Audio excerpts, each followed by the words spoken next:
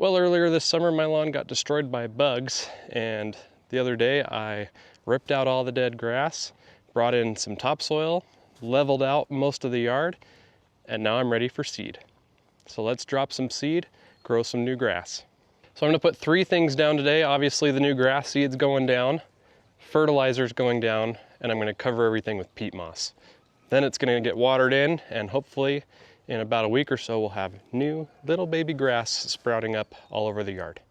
So the first thing I'm gonna do is put down fertilizer, and I don't normally do this, but I have a lot of extra leftovers of products that I've used throughout the year. I've got a leftover bag of Peat fertilizer, it's a 1704, and Yardmastery's flagship, which is a 2406. So we're gonna be a little bit nitrogen heavy, but that's okay. We wanna push growth, especially with the existing grass. We want the new grass to grow.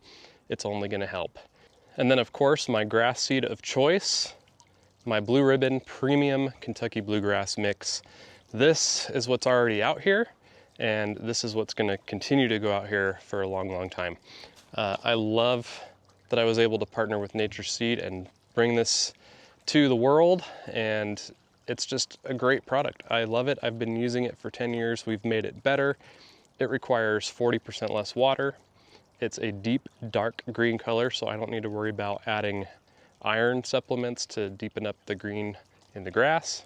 So it's really good for drought areas. It's really good against disease, and it's really good against foot traffic. It's a premium grass seed. There's no weed seed in this bag, and there's no inert matter in this bag. Everything in this bag is gonna grow, and it's gonna be beautiful, dark green grass, and I can't wait. And then we'll cover everything with peat moss. I've got 4 bags of this.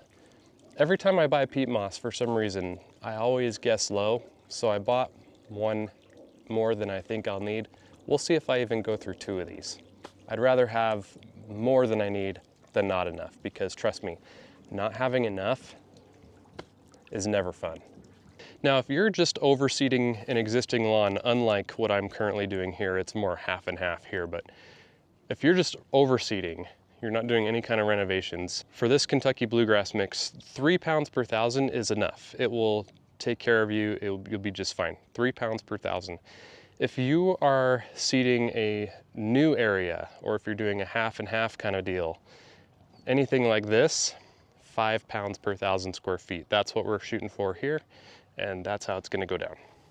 Now for the peat moss, I'm not putting the peat moss everywhere. There's still some pretty solid grass areas around here.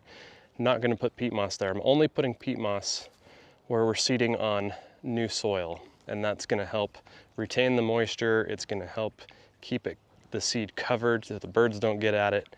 And as it breaks down over time, it's adding organic material to this soil. Here's something new I'm gonna try today.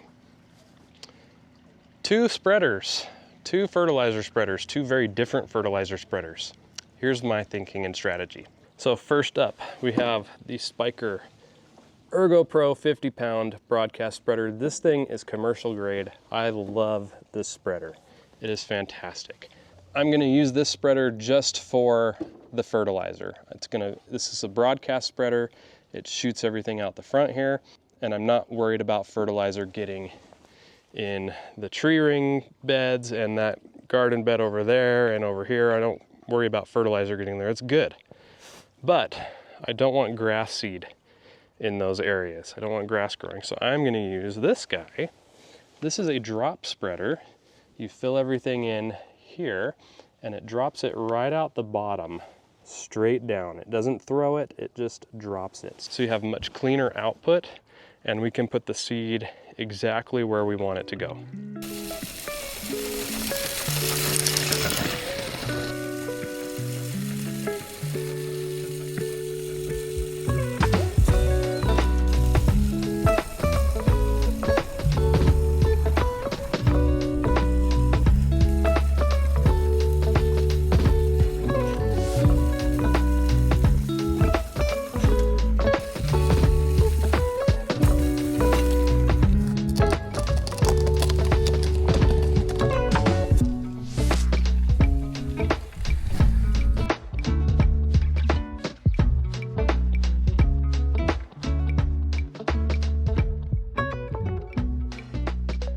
All right, seed is down, and I've got to say, when it comes to the drop spreader, I'm a big fan. Everything just goes down so nice and even, and I don't have to worry about the wind blowing it around if it's a little bit breezy. Great addition to the lineup. Thanks to my friend Adam for hooking it up there.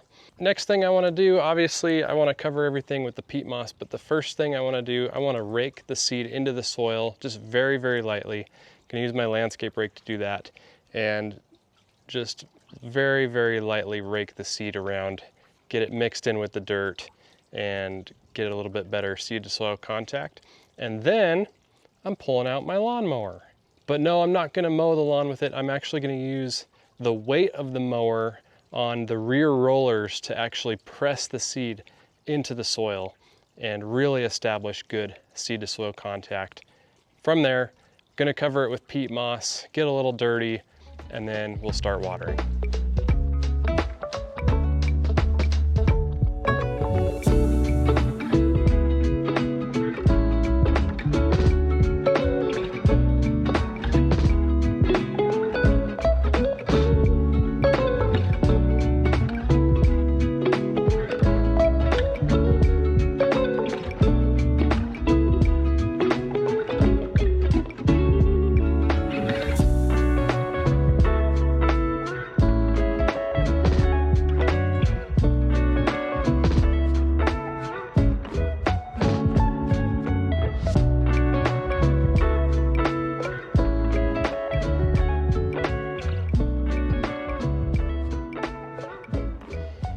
All right, we're done.